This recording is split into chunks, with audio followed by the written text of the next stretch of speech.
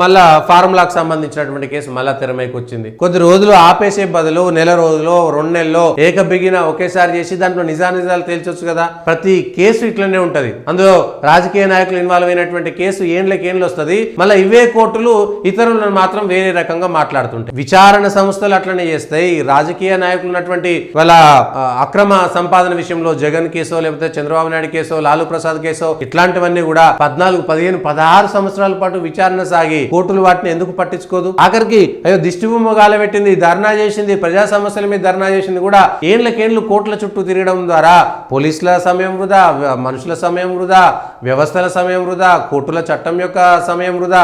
ఏ కేసులు ఎక్కడున్నాయో తెలియదు, ఏ కేసును ఎంత చేయాలనో అర్థం కాదు. ఆ తర్వాత ఎప్పుడో దోషిగా తేలితే ఆ దోషిగా తేలినటువంటి వ్యక్తి 5 ఏళ్ళు 10 ఏళ్ళు ముఖ్యమంత్రిగా పరిపాలిస్తే ఒక దొంగ చేత పరిపాలించబడినటువంటి రాష్ట్రం అని చెప్పాల్సినటువంటి దుస్థితి ఎందుకు వస్తుంది ఇవాళ?